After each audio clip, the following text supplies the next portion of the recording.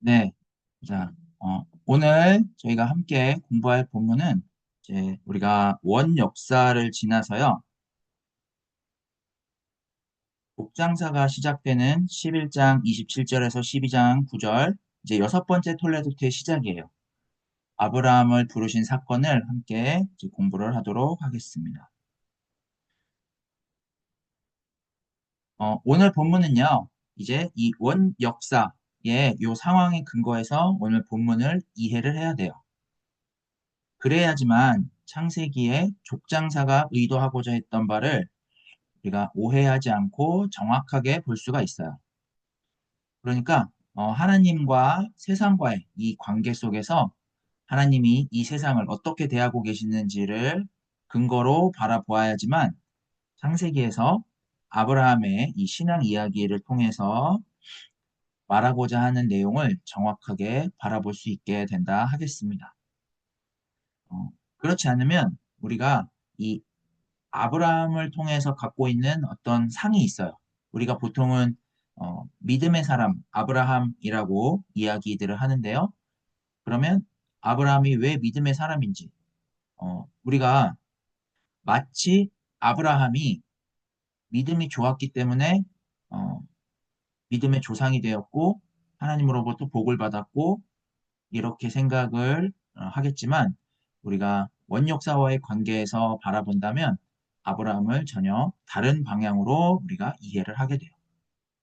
그러니까 우리의 중심이 아니라 창세기가 전하고자 하는 그 의도로 이 아브라함의 사건을 이제 이해를 할 수가 있게 돼요. 우리가 이제 첫 번째 톨레도트에서부터 두 번째, 세 번째, 네 번째, 다섯 번째 톨레도트까지 하나님과 세상의 관계가 언급이 됐어요. 우리가 첫 번째 톨레도트가 2장 4절에서부터 2장 1절에서부터 4장 26절까지 중에서 자, 4장 1절에서 4장 26절 그다음에 두 번째 톨레도트 5장 1절에서 6장 4절까지 중에 자, 6장 1절에서 4절 그다음에 세 번째 톨레도트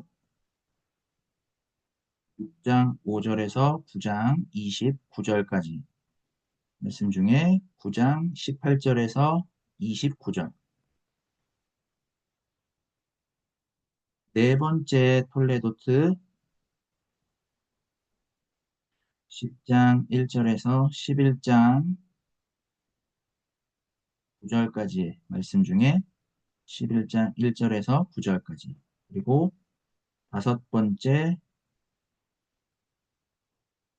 톨레도트 11장 10절에서 11장 26절까지 이렇게 펼쳐졌는데요.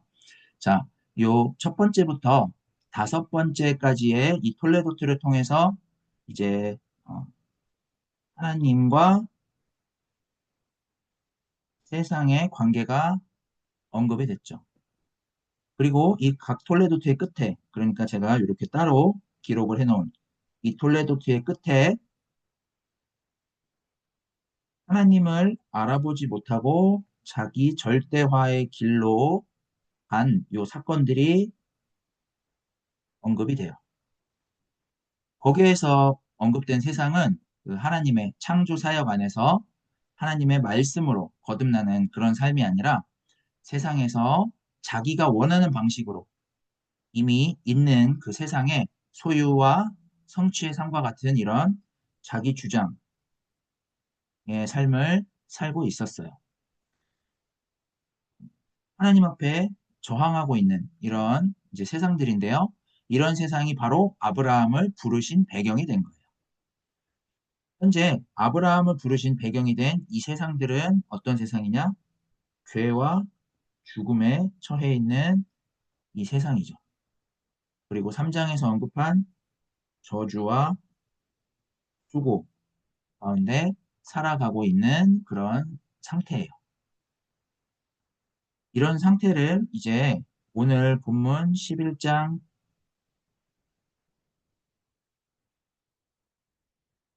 오늘 본문 11장 27절에서 32절에는 이런 죄와 죽음, 저주와 수고와 같은 이런 상태를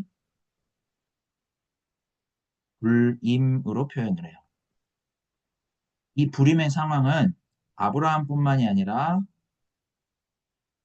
이후에 이제 이삭과 야곱에게까지도 적용이 돼요.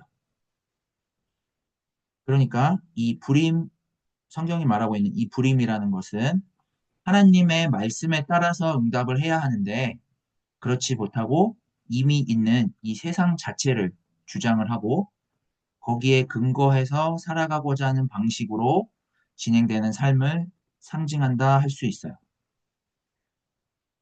그러면 이렇게 불임하고 있는 이 삶의 구체적인 삶은 어떤 걸까요?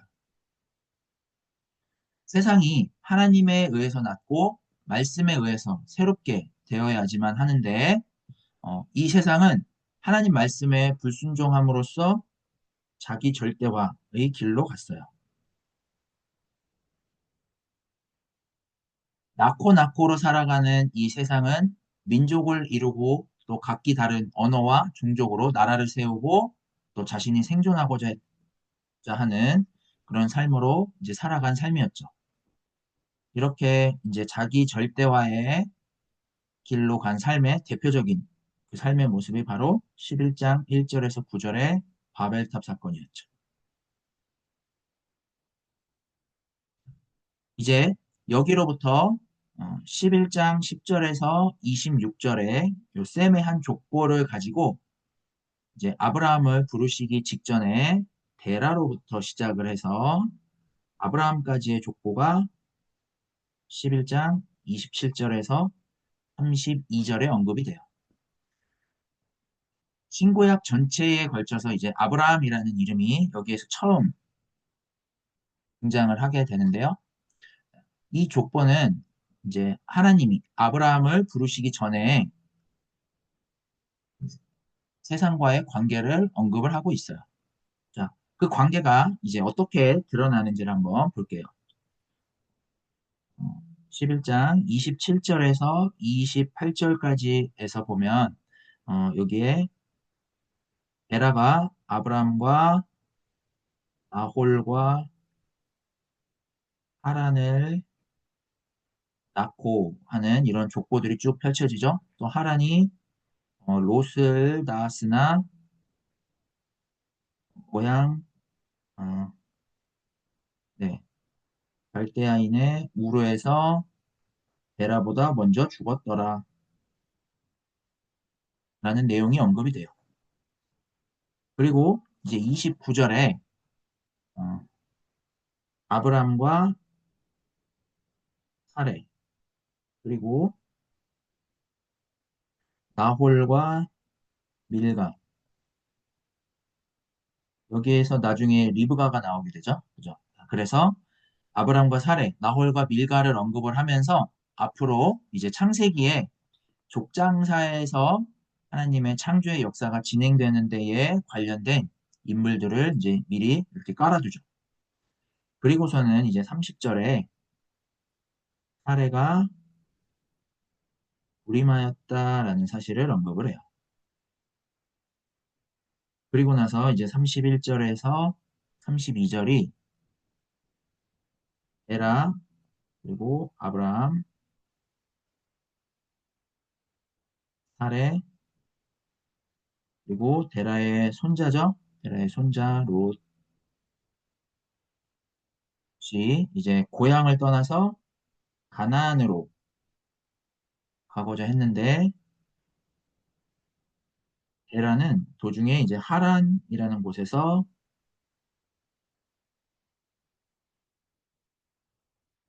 하란이라는 곳에 거주하였고 하란에 거주하였고 거기에서 결국 가나안에 가지 못하고 데라가 죽었다라는 내용이 이제 언급이 돼요. 그러니까 이 11장 27절에서 32절은 이 세상이 민족을 이루고 나라를 이루면서 이 바벨탑 사건처럼 생존하려고 했지만 그것으로는 인류가 처한 죽음을 극복할 수 없다라는 것들을 보여주고 있어요. 그러니까 세상에서 죽음을 극복할 수 있는 어떤 것들도 인류에게 없다라는 사실을 이렇게 이제 알려주면서 원 역사가 자기 절대화의 길로, 그릇된 길로 가고 있는 세상이다. 이것이 바로 불임과 같은 상태이다. 라는 거예요. 이렇게 이제 불임으로 표현을 했어요. 자, 이제 그런 세상을 향해서 하나님이 앞서서 하셨던 그 약속, 그러니까 물로 사람을 쓸어버리지 않겠다라고 하셨던 그 약속과 하나님이 세상을 창조의 방식으로 대하신다는 사실에 이제 근거를 해서 하나님이 그 약속을 성취시키시기 위해서 이제 하나님이 찾아오신 사건이 바로 12장 1절에서부터 이제 시작이 돼요.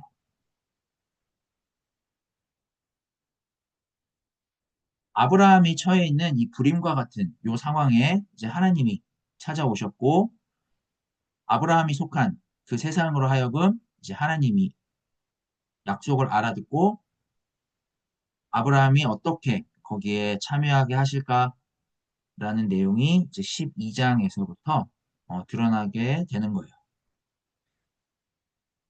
이제 12장에서부터 아브라함의 신앙 이야기가 시작이 되는데 아브라함의 신앙 이야기를 제대로 알아들으려면 아브라함을 부르시는 그 하나님과 아브라함의 관계를 통해서 이제 알아들어야 돼요. 그렇지 않으면 우리는 이제 세상이 죽음과 불임의 역사라는 것들을 잠깐 느낄 뿐 그냥 여전히 무감각하게 민족과 나라로 구성된 그런 역사 안에서 교육과 정치와 경제 등의 어떤 수많은 방식으로 생존을 위해서 살아가요. 그래서 이제 우리의 어떤 태도나 우리의 행위에 따라서 하나님이 우리들을 다르게 대하시고 거기에 따라서 우리의 삶의 결과가 다르게 나타날 것이다 라고 생각을 하고 하나님을 그렇게 신앙을 하게 돼요. 우리의 그 생존을 보장하는 방식으로 계속해서 거기에 의존하고 강화시키고 살면서 마치 우리가 하나님을 신앙할 수 있고 또 하나님이 그런 방식으로 우리들과 함께 하셔서 우리를 안전하게 하시는 것처럼 그렇게 여겨요. 우리는 그렇게 이제 하나님과 하나님께 근거한 삶과 그렇지 못한 삶의 이질적인 차이들을 알아보지 못한 채 성경이 말하고 있는 요 불임과 같은 이 세상에 기대어서 하나님을 신앙한다라고 하지만 실질적으로는 하나님을 신앙하지 못하는 그런 방식으로 살아가고 있어요. 그러니까 이 아브라함의 신앙 이야기는 하나님의 말씀을 못 알아듣는 채로 살아가고 있는 게 우리의 현실이고 이게 곧 불임의 현실이다라는 데에서 출발을 해요. 아브라함의 신앙 이야기는 이제 여기에로부터 실제 하나님의 말씀이 들려지면서 하나님에 의해서 그런 삶으로부터 벗어나는 기쁨을 실제로 누릴 수 있도록 하시는 그런 말씀으로 우리를 부르신다 하겠습니다. 자, 이제 우리가 요 12장의 말씀을 한번 자세히 보면 12장 1절에 여호와께서 아브라함에게 이르시되로 시작해요. 이렇게 하나님이 아브라함에게 나타나셨는데, 자, 하나님이 아브라함에게 나타나셨던 장소가 어디일까요? 11장 31절에서 32절에 갈대아 우르에서 가나안으로 가고자 하던 그 중간에 하란에서 하나님이 나타나셨어요. 자, 이렇게 이제 데라와 아브라함과 그의 권속들이 이렇게 가나안으로 가는 도중에 하란에 머물렀는데, 자, 요 하란까지의 이 여정들에서 어, 주도권을 누가 가지고서 이끌었을까요? 바로 아브라함의 아버지 데라가 이 여정의 주도권을 쥐고 있었어요. 이 아브라함은 그냥 단지 아버지를 따라서 나선 것뿐이었어요. 자, 그렇다면 이 여정의 주도권을 쥐고 있는 이 데라라는 사람은 어떤 사람이냐? 어, 이 데라는요, 여호수아 24장에 보시면 아브라함의 집안은 갈대아 우르에서 다른 신들을 섬겼다라고 언급이 돼요. 그러니까 다른 신들을 섬기는 상황에 있던 사람이 바로 이 데라였던 거예요. 그러니까 데라와 이 아브라함의 가정은 다른 신들을 섬기는 가정이었던 거죠. 이렇게 아브라함은 하나님을 알아보지 못하는 이런 상황 속에서 가나안으로 가는 이 여정을 지금 출발을 한 거예요. 그래서 창세기는 다른 신들을 섬기는 상황, 그리고 자기 절대화를 하고 있는 세상, 요 두 가지를 동일 선상에다 놓고 둘 다 똑같이 하나님을 도무지 알아볼 수 없는 상태에 있다. 요 불임의 상태로 본 거죠. 이렇게 이제 불임으로 표현을 했어요. 자, 이런 상황에서 이제 데라와 아브라함과 그 권속들이 가나안으로 가야 되는데 여기에서 하란에 거주를 하죠. 그러니까 쉽게 말하면 하나님이 우리한테 자, 서울에서 출발해서 부산으로 가라라고 하셨는데 지금 한 대구 정도에 머물러서 더 이상 나가지 못하고 있는 그런 상황과 같아요. 그러면 왜 이 데라와 아브라함이 더 이상 나아가지 못하고 하란에 머물렀을까요? 아마 신변의 위협과 또 생존의 위협 때문에 그랬을 거예요.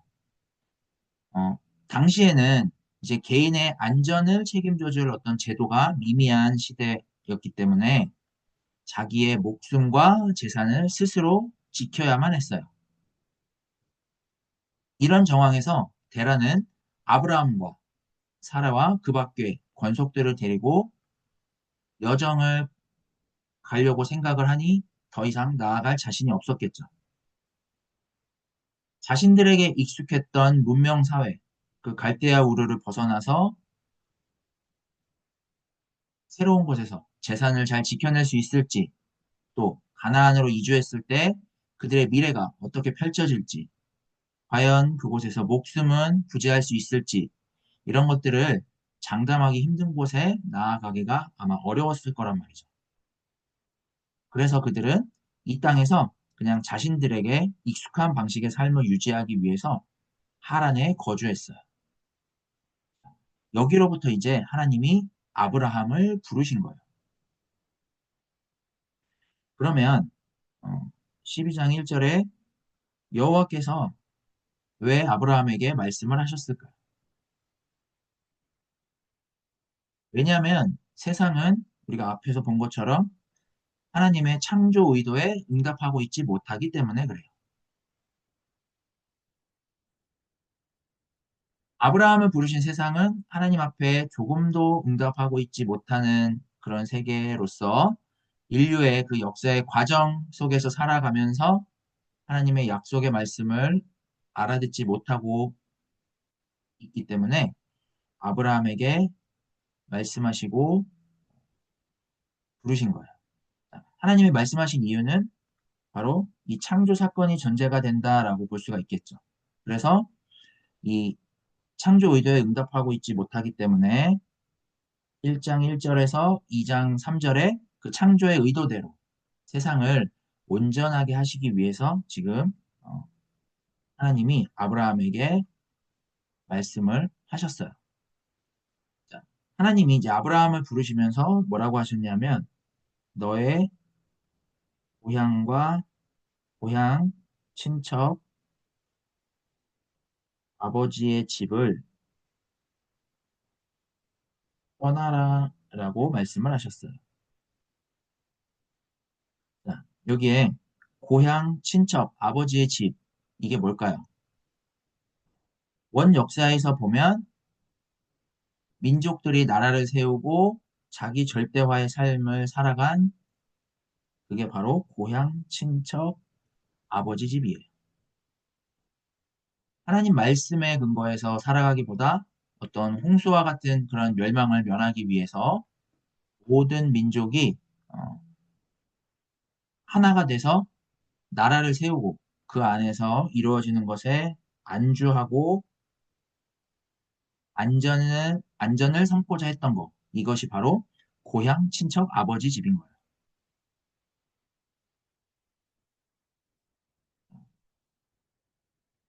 이렇게 안주하고 안전을 삼고자 하니까 어, 이 고향, 친척, 아버지의 집은 어땠을까요? 인간적으로 우리가 삶이 안정됐다라고 생각을 하면 익숙하고 편안한 그런 환경이 되겠죠. 자, 그런 환경에서는 어떨까요? 계속해서 하나님을 알아보지 못하고 있는데 그 하나님을 알아보지 못하는 데에서는 도저히 어떤 하나님으로부터 오는 그 생명의 기운이 절대로 솟아날 수가 없어요. 그 상태가 바로 불임의 상태인 거고 이게 아브라함을 부르시기 전에 상황이 이러했다라는 거죠. 이제 여기로부터 하나님이 아브라함에게 고향 친척 아버지 집을 떠나서 내가 내게 보여줄 땅으로 가라라고 말씀을 하셨어요. 이 데라와 아브라함이 갈대아 우르를 떠났을 때 왜 그곳을 떠났는지 또 언급되어 있지 않고 또 하나님이 아브라함에게 고향 친척 아버지 집을 떠나라 라고 하셨을 때 아브라함은 자신을 부르신 하나님이 누구이신지 또 하나님이 약속하신 땅이 어디인지 정확하게 알고 간 게 아니었어요. 그냥 내가 내게 보여줄 땅으로 가라. 이게 전부였어요. 그러니까 아브라함은 갈 바를 알지 못하고 간 거죠. 아브라함은 자신에게 익숙한 그 환경과 삶의 기반이 하란에 있었을 텐데 하나님의 이 말씀을 듣고 곧바로 네 하나님을 따르겠습니다라고 하면서 순종하면서 갈 수 있었을까요? 아니에요.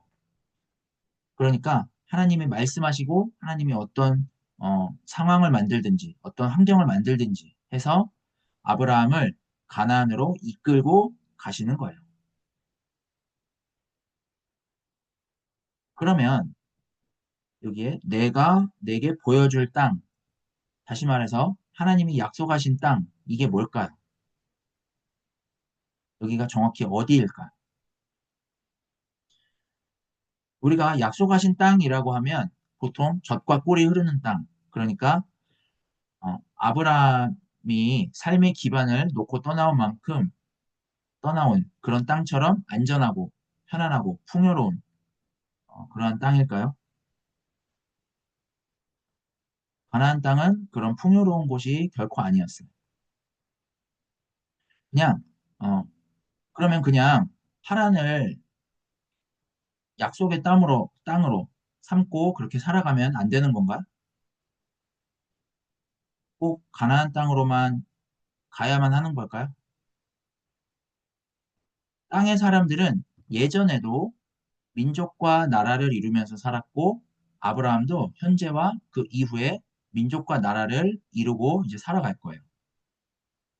그러면 같은 땅에서 같은 방식으로 살아가는데 하나님이 보여주는 줄 땅, 그리고 세상에 삶이 펼쳐지고 있는 땅하고 별 차이가 없잖아요. 그러면 그냥 하란에서 약속의 땅을 삼고 살면 될 거잖아요. 그러면 이렇게 하나님이 보여줄 땅과 세상의 삶이 펼쳐지고 있는 이 땅의 이 차이는 무엇일까요? 다시 말하면 고향 친척 아버지의 집에 이 삶이 펼쳐지는 세상의 삶과 아브라함을 부르시는 삶, 이 삶의 결정적인 차이는 무엇일까요? 그 차이가 무엇이길래 하나님께서 고향, 친척, 아버지의 집을 떠나라라고 하시는 걸까요? 이게 이제 바로 2절에 복에 있다라는 거예요. 복. 하나님이 복을 주시겠다라고 이제 2절에서 말씀을 하셨어요. 내가 너로 큰 민족을 이루고 내게 복을 주어 내 이름을 창대하게 하리니 너는 복이 될지라 라고 하시면서 이게 복을 약속하셨죠. 이 복은 이제 요 불임의 역사에서부터 건짐받아서 불임으로부터 건짐을 받아서 창조의 말씀, 그러니까 새로운 생명의 역사에 참여하게 되는 것을 말해요. 그게 바로 이 복이에요. 하나님은 아브라함을 그리고 이스라엘 백성들을 그리고 우리들을 이 하나님이 행하고자 하는 약속 가운데로 불러주셨어요. 그런데 이제 모두 다 하나님의 말씀을 깨닫지 못하고 고향 친척 아버지 집에서 살아가던 그런 방식과 똑같은 방식으로 살아가고 있어요. 자, 이런 데서 우리가 세상에 어떤 좋은 방식의 삶을 살더라도 우리는 달라지지 않아요. 우리가 세상에서 교회로서 엄청난 비전을 갖고 살아간다고 할지라도 하나님의 말씀을 듣고 깨닫는 이 가운데 있지 않으면 그것 또한 아무것도 아니다라는 거예요. 그러니까 우리가 세상에서 교회로 부름받았다라고 해서 어, 고향, 친척, 아버지 집을 떠나 약속하신 땅에서 하나님 약속에 참여하는 삶이 사라지는 게 아니다라는 거예요. 아브라함에게서와 같이 우리도 땅에서 민족과 나라를 이루고 그 안에서 벌어지는 모든 삶에도 불구하고 우리의 이 모든 삶이 하나님의 말씀에 의해서 거듭나고 하나님의 약속 가운데 있다라는 이 사실을 알아듣고 그 가운데에 이제 살아가는 것이 실질적인 하나님의 부르심에 응답하는 삶이다라는 거예요. 이게 바로 하나님이 주시는 복인 거예요. 그러니까 하나님이 아브라함을 부르신 이유는 이 땅에서 어떤 민족을 이루고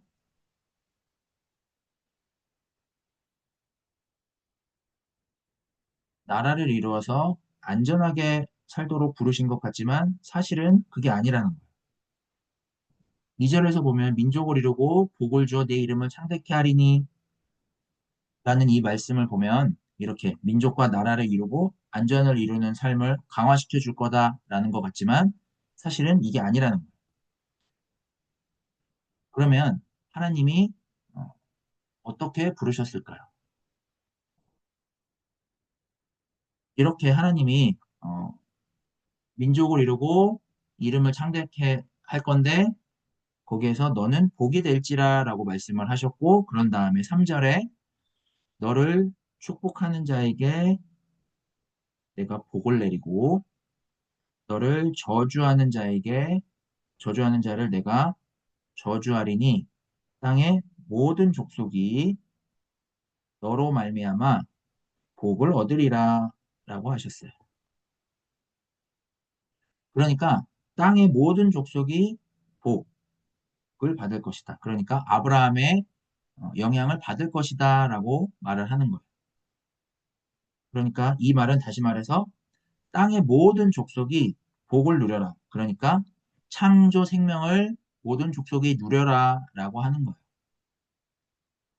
그러니까 우리가 1장 1절에서 2장 3절에 이 창조 사건 때 생명의 기운이라고는 전혀 없던 혼돈, 공허, 흑암과 같은 세상을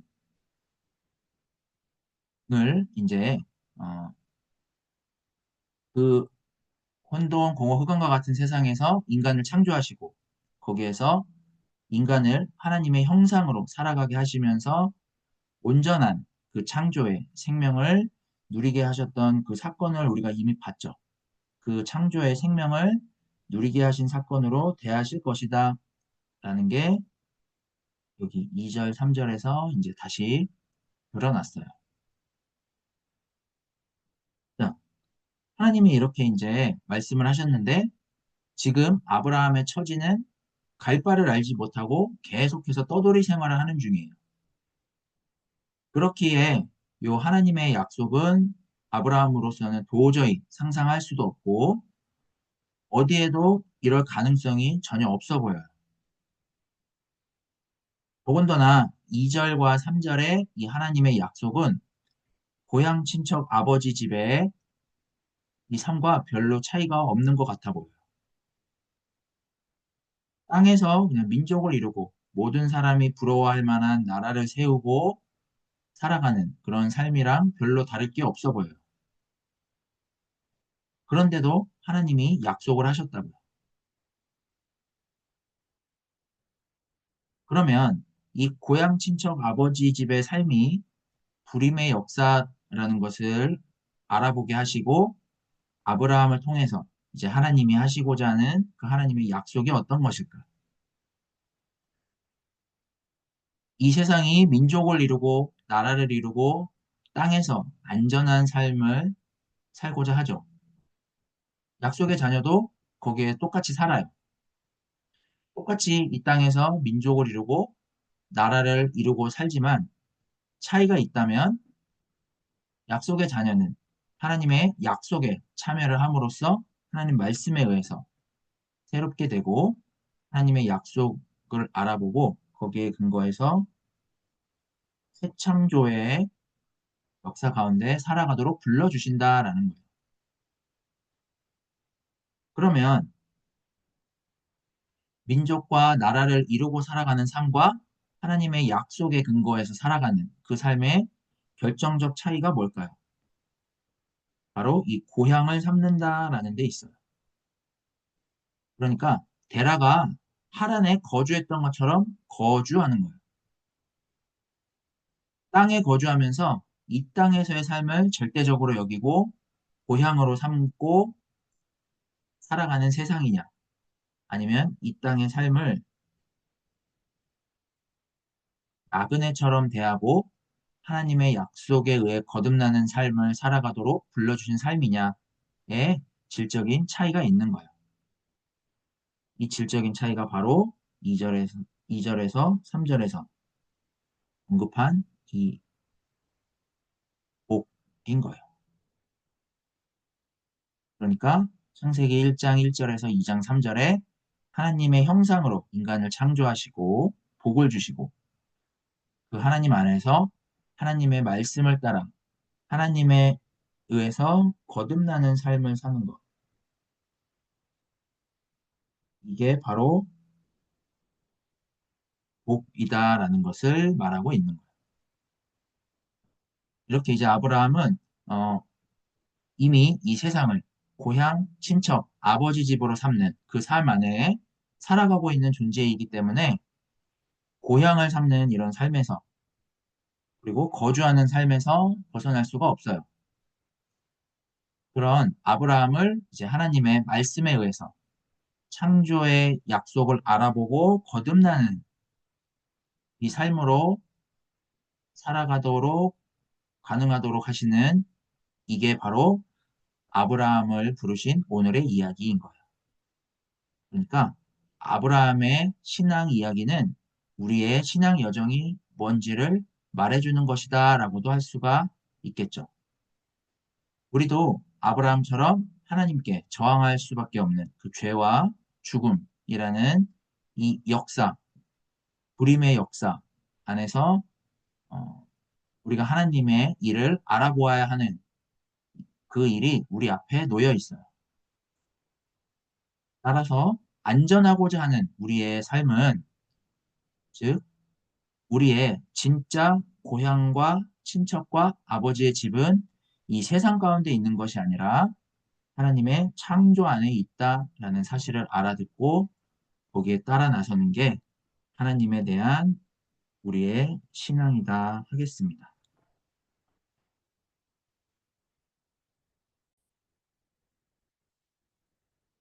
네. 이제 우리가 여기 12장 1절에서 12장 3절까지 하나님이 약속의 말씀을 들려주셨고요. 이제 이 약속의 말씀에 대해서 아브라함이 12장 4절에서부터 12장 4절에서 9절까지 아브라함이 반응을 해요. 아브라함을 부르실 때 아브라함이 살아가고 있던 세상은 하나님을 떠난 방식으로 눈이 밝아져서 세상에서 이루어지는 육신의 삶이 운명을 결정하는 그런 삶에 떨어져 있었어요. 이렇게 하나님의 약속을 못 알아듣는 불임과 같은 상태의 역사에서 이제 하나님이 그 당신의 약속을 어떻게 아브라함에게 알아듣게 하실까요? 이게 이제 4절에서부터 나타나요. 4절에 이에 아브라함이 여호와의 말씀을 따라갔고라고 되어 있어요. 롯도 그와 함께 갔고 아브라함이 하란을 떠날 때 75세였다라고 언급을 하죠. 아브라함이 여호와의 말씀을 따라갔고라고 했는데 아브라함이 이 여호와의 말씀을 온전히 알고 따라갔을까요? 우리가 아니라고 이미 살펴봤죠. 아브라함이 부름을 받았던 상황은 하나님의 말씀을 알아듣기 불가능한 그런 상황이라고 했어요. 그러니까 지금 아브라함이 여호와의 말씀을 따라갔지만 앞으로 아브라함이 하나님께 이 하나님께 응답하는 길은 바로 이 말씀을 따라갔고 이게 전제가 되는 거예요. 이후의 사건들에서 이제 보게 되겠지만 아브라함은 기근 앞에서 그리고 또 소유가 많아진 상황 앞에서 그리고 약속의 상속자를 삼을 때에도 계속해서 불신앙의 모습들을 보여요. 그럴 수밖에 없죠. 왜냐하면 하나님이 어떤 정확한 길잡이를 해주신 게 아니기 때문에 아브라함이 그냥 직접 가는 수밖에 없었어요. 그러니까 아브라함은 그때마다 얼마나 두렵고 또 유혹들도 많았을까요? 그때마다 하나님이 반복적으로 아브라함에게 말씀을 하셔요. 그러니까 이 말씀이라는 것은 한 번이 아니라 계속해서 하나님이 말씀을 하시는 거예요. 아브라함이 신앙적 태도든 불신앙적 태도든 어떻든지 간에 아랑곳하지 않고 하나님의 약속에 참여하시도록 계속해서 이 말씀을 통해서 불러주시는 거예요. 그러니까 어차피 불신앙할 수밖에 없는 우리에게 하나님이 말씀하시고 그래서 우리가 하나님을 알아듣고 하나님께 나오도록 불러주시는 것도 똑같은 거죠. 이게 이스라엘 백성과 이스라엘 역사에게 창세기가 말하고자 하는 의도예요. 이걸 다시 이제 우리에게로 가져와 보면 우리도 이 신앙의 여정 가운데서 때로는 신앙적 태도, 때로는 불신앙적 태도를 우리가 함께 보인단 말이죠. 우리는 이런 태도에 따라서 우리의 신앙이 좋다, 나쁘다를 판단을 해요.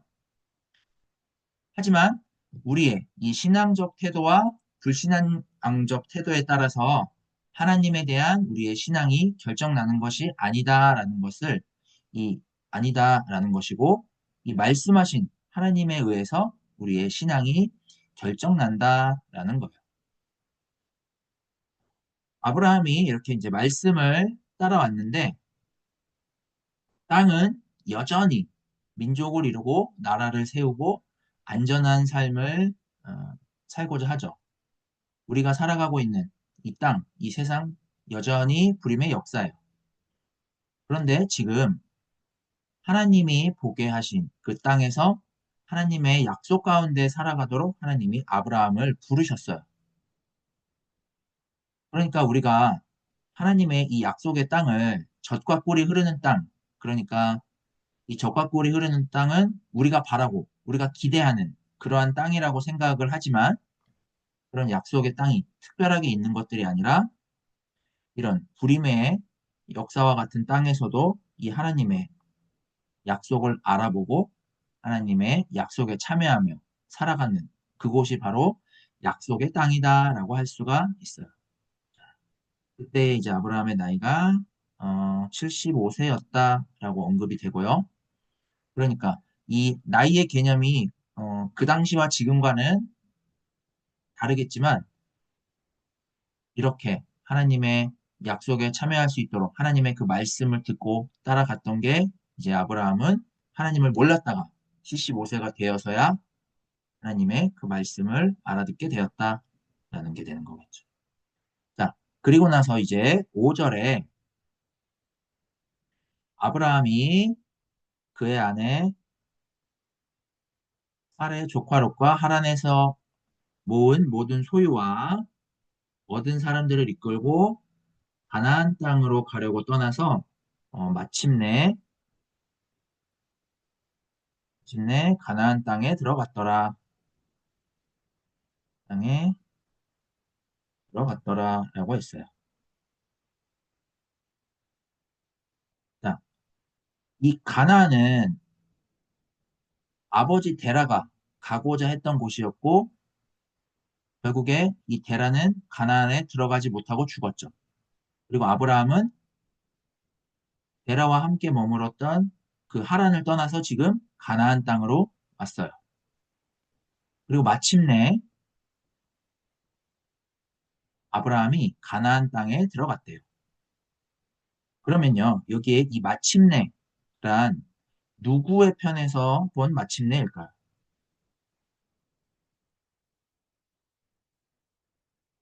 아브라함이 여러 가지 이 가나안으로 오기까지 여러 어려움에도 불구하고 신앙을 붙들고 하나님의 약속에 근거해서 가라고 했던 그곳에 다다랐다라는 말일까요? 아브라함은 믿음으로 떠난 게 아니었다라고 말씀을 드렸어요. 그렇다면 당연히 이 마침내는 아브라함의 편에서가 아닌 하나님 편에서의 마침내가 되겠죠. 그러니까 이 마침내는 아브라함이 하나님의 약속을 도무지 알아볼 수 없는데 하나님이 끌고 마침내 가나안까지 이끌고 오시고야 말았다라는 뜻이 되는 거예요. 하란에서 아브라함이 얼마 동안 있었는지는 모르겠지만 거기에 거류하며 있을 때 아브라함이 신앙을 논할 그런 단계는 아니었어요. 하나님의 약속을 알아보지 못하는 세상과 똑같은 상태에 그렇게 아브라함이 불신앙의 상태에 놓여 있었는데 하나님이 어떤 경로로 아브라함에게 말씀을 하셨고 아브라함이 어떻게 하나님의 말씀을 들었는지 그거는 우리는 정확하게 알 수는 없지만 어쨌든 그 말씀을 이제 따라서 가게 된 거예요. 그렇게 아브라함이 갈 바를 알지 못하고 그냥 보여줄 땅으로 하나님께 그냥 이끌려서 가게 되었던 거예요. 그렇게 이제 가는 과정들을 통해서 구체적으로 이제 약속의 땅을 알아보게 되었다라는 말인 거죠. 이게 바로 우리의 신앙인 거예요. 그러니까 우리의 신앙은 우리가 하나님을 알지 못하는 상태에서 출발을 했죠. 그리고 우리가 하나님을 이제 어, 하나님이 우리를 부르시고 말씀하셔서 우리를 부르셔서 우리가 신앙을 가졌다라고 해도 우리는 풋내기 상태로 시작을 해요. 그리고 우리가 하나님을 신앙한다라고 하면서 세상에서의 그런 삶을 겪는 과정 속에서 우리는 하나님을 통해서 보다 나은 삶을 추구하려고 하고 우리가 보기에 더 좋은 삶을 살고자 하나님을 도무지 알아보지 못하는 그 상태의 세상으로부터 돌이키지 못하고 그렇게 그냥 하나님을 믿는다라고 하면서 있었어요. 우리가 그렇게 이제 갈 바를 알지 못하고 정처 없이 떠돌면서 어, 지냈던 사람들이죠. 그런 우리들에게 이제 하나님이 찾아오셔서 하나님의 말씀하시고 하나님의 약속을 점차적으로 분명하고 구체적으로 이제 알아보게 하시는 거예요. 그러니까 약속의 땅에 들어가기까지 계속되는 그 불신앙에도 불구하고 하나님이 인도해 가셔서 마침내 이루어 가시는 게 바로 신앙인 거예요. 다른 말로 이게 우리가 말하는 믿음이 돼요. 그러니까 믿음은 하나님이 우리의 운명으로부터 인생을 끌고 가고 그 여정 속에서 우리가 하나님의 일하심을 마침내 우리가 이해하고 인정하게 되는 데까지 하나님께 설득을 당하는 이게 바로 믿음이라 할 수 있겠습니다. 그래서 우리의 신앙 여정은 하나님이 아브라함을 믿음의 조상으로 만들어 가시는 것처럼 불신앙하는 우리를 하나님이 만들어 가시는 이 믿음의 여정이 된다 하겠습니다.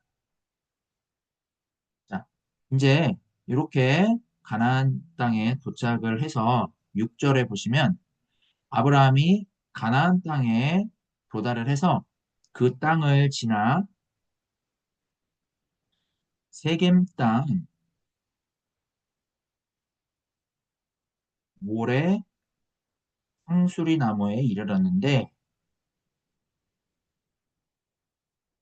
여기에 가나안 땅에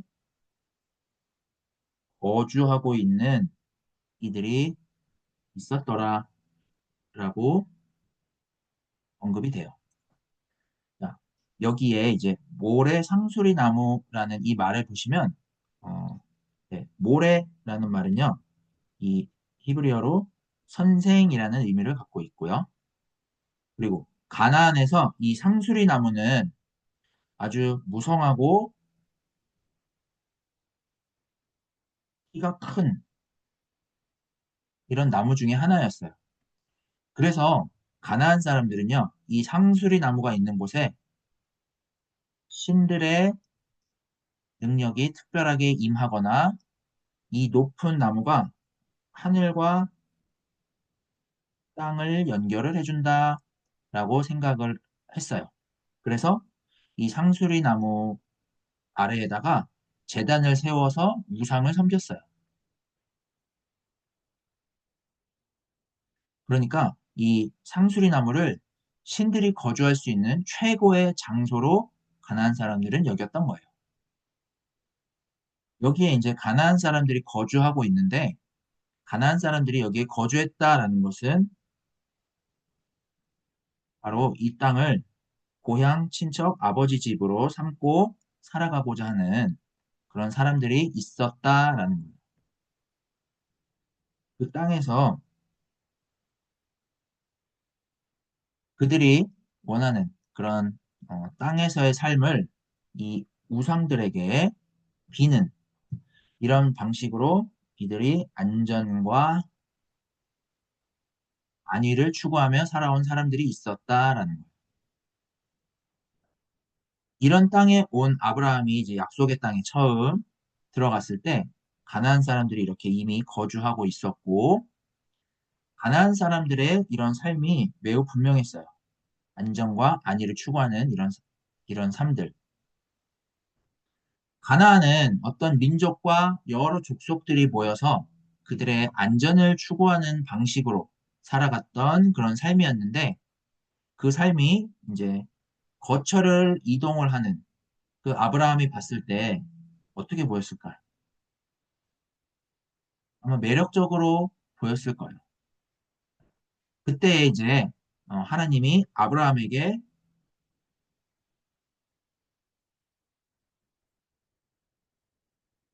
하나님이 어, 아브라함에게 7절처럼 이 땅을 내 자손에게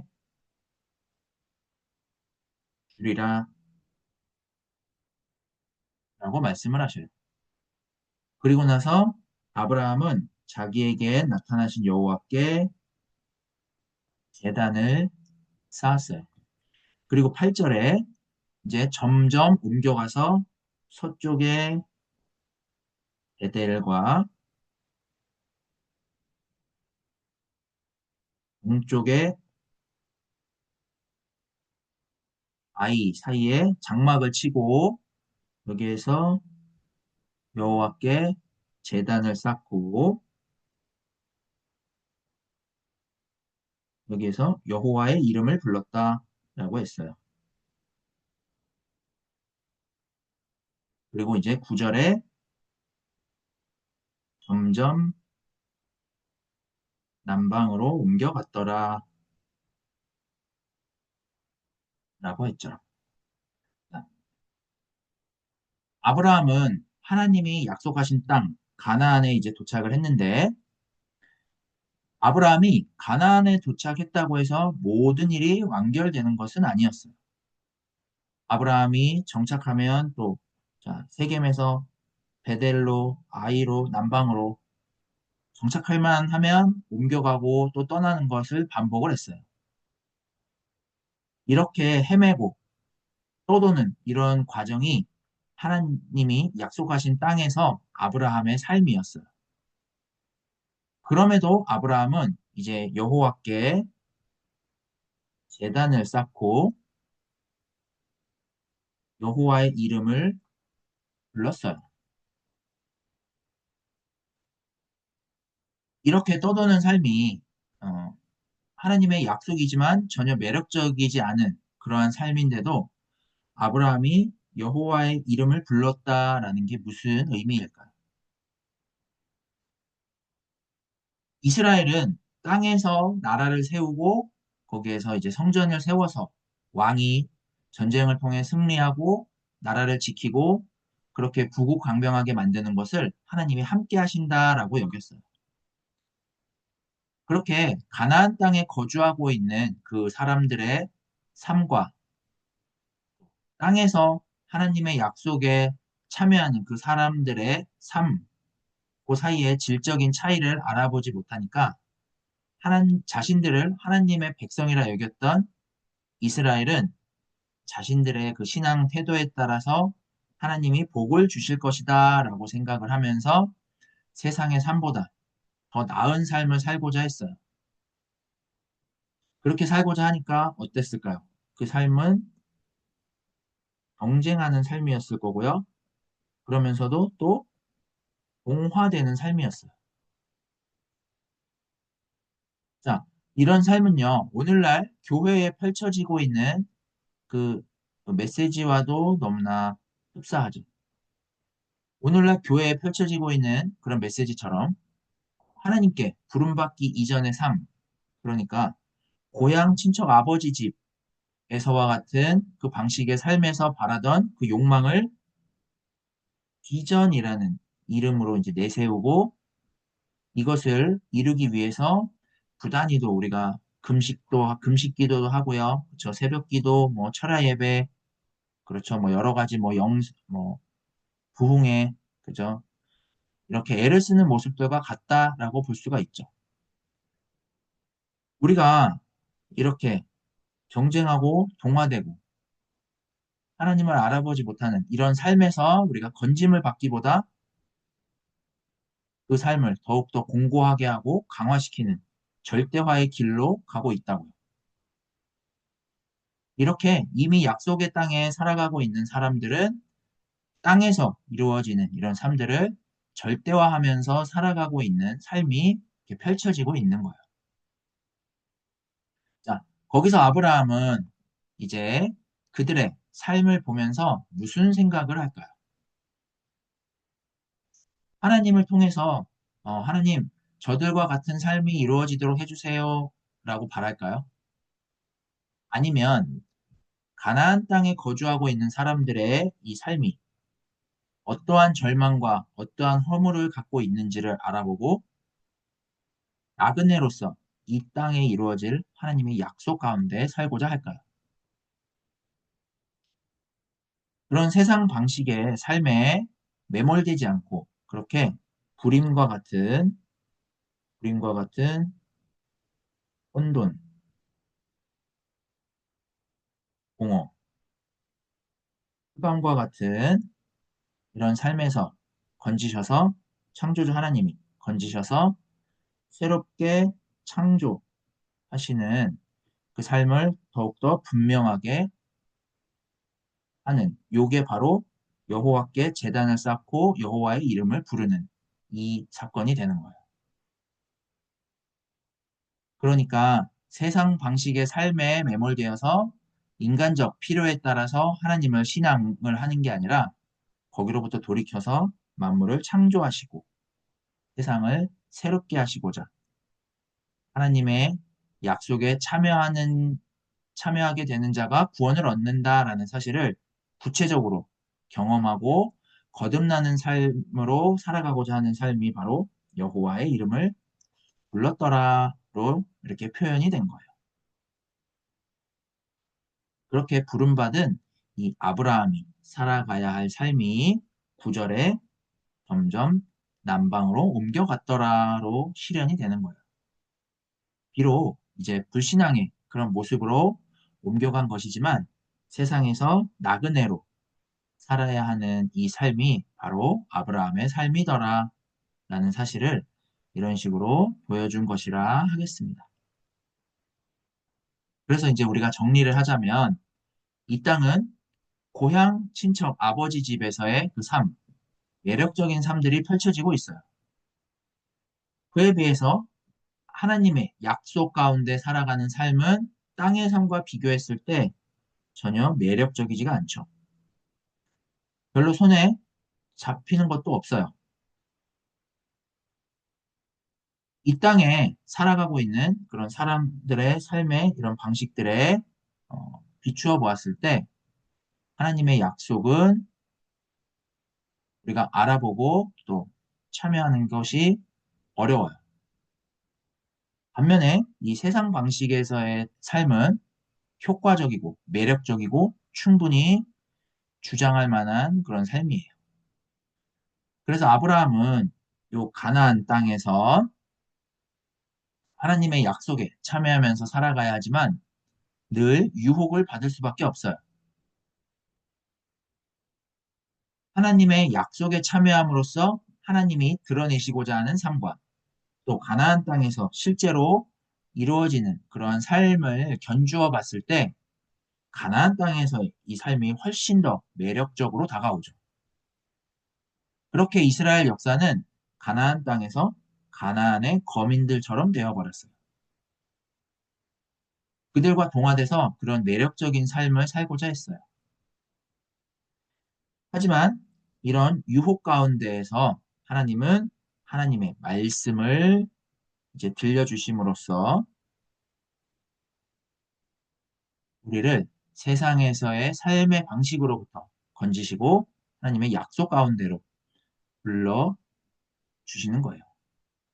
그러니까 오늘 본문은 하나님의 약속 가운데로 나오지 않으면 원 역사를 통해서 살펴본 이 땅에 거주하고 있는 그 이들의 운명을 면하지 못할 것이다 라는 그런 사실들을 내포할 뿐만이 아니라 계속해서 하나님의 이 말씀에 의해서 하나님의 약속에 참여하도록 불러주고 있는 내용이 담겨 있는 이야기다 하겠습니다.